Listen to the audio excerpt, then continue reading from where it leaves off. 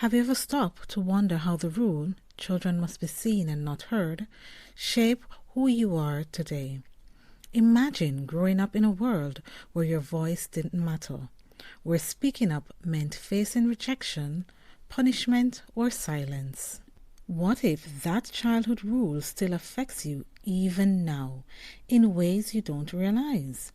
In today's video, we're diving into the hidden effects of being silenced as a child, why it can hold us back as adults, and how we can break the cycle for ourselves and our children. Let's talk about finding our voices again and the powerful freedom that comes with it.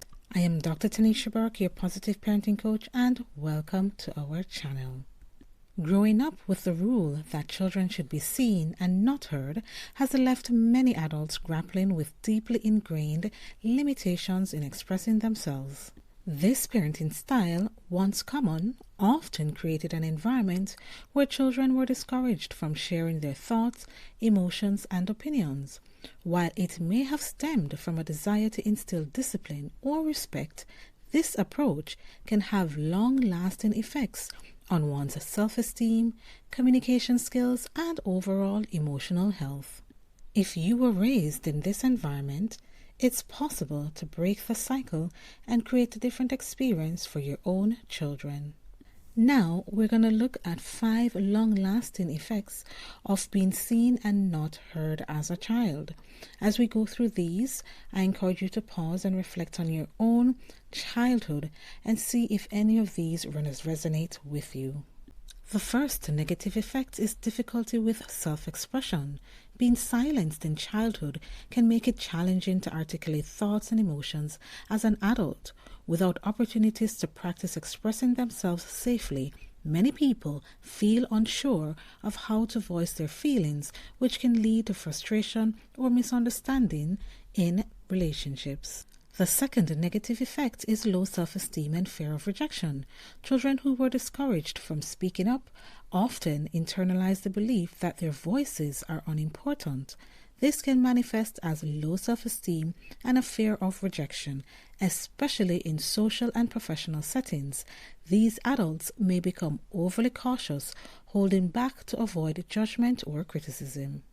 Third is challenges with assertiveness and setting boundaries.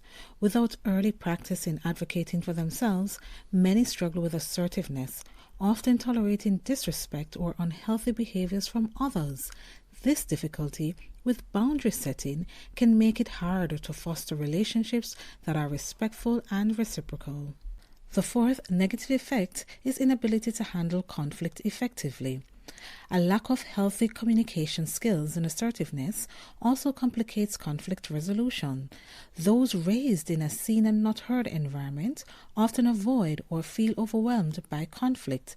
This avoidance can create a pattern of bottling up emotions, only for them to erupt unexpectedly or lead to resentment. The fifth and final negative effect is parenting struggles. As parents, they may find themselves perpetuating similar cycles unintentionally, stifling their children's voices because they were conditioned to believe that children should be quiet or obedient without question. Breaking free from these effects involves acknowledging them, healing old wounds, and creating a different, empowering environment for yourself and your children. So right now, we are going to give you some actionable steps to help you on this journey. The first tip is to acknowledge and reframe the beliefs you grew up with. Recognize that the seen and not heard rule was part of your upbringing, but does not have to define you. Challenge the internalized beliefs that your voice is unimportant by regularly affirming your right to be heard. Remind yourself that your thoughts and feelings are valid. The second tip is practice expressing yourself in safe environments. Begin with people you trust, such as a supportive friend or a therapist. Practicing self-expression in safe spaces can help build your confidence over time. Writing in a journal is also an effective way to start putting your thoughts into words, especially if voicing them feels a bit intimidating.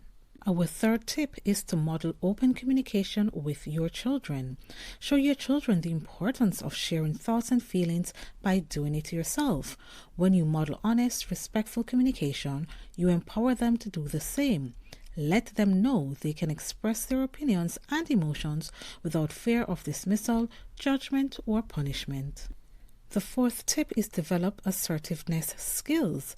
Assertiveness is about respecting both your boundaries and those of others. Start small, like speaking up about preferences in low-stake situations, and work up to bigger conversations. Assertiveness training courses, books, or workshops can also help you gain the practical skills and confidence. Also, learning healthy conflict resolution techniques is also important. Conflict doesn't have to be a negative experience. Approaching disagreements calmly with an open mind allows you to address issues constructively. Practicing conflict resolution skills can help you manage tensions without fear or avoidance, which contributes to a stronger, healthier relationship. Our sixth and final tip is to seek professional help if needed. Therapy can be especially helpful in unpacking the deeper effects of seen and not heard parenting. A trained therapist can guide you through the process of healing, self-empowerment, and creating new positive narratives. By committing to these changes, you're not only working toward your own growth, but also setting an example for your children. They, in turn, learn to value open communication, respect themselves, and feel confident in expressing their own voices. It's never too late to rewrite the story. You can choose to build a home where voices are heard, respected, and encouraged, creating a legacy of openness, trust, and genuine connection. The journey of unlearning the effects of being seen and not heard is a process, but every step forward brings you closer to a fulfilling, authentic life where you and your children can thrive, fully heard and fully valued. We're now at the end of our video of looking at the effects of being seen and not heard in childhood and what you can do to overcome it. We hope that the tips that we provided in this video are helpful for you. We would love to hear from you. So if you grew up in an environment where you were seen and not heard, what effects did it have on you? And did the tips we provide today help you? Leave your comments in the comment section. On the screen, you will see a copy of our parenting journal. This journal can also help you in your parenting journey as you go through the guided prompts to help you to build a stronger relationship with your children. And if you're also overcoming being seen and unheard as a child, this journal is a wonderful journal to keep you on track in building a wonderful, fantastic, connected relationship with your children.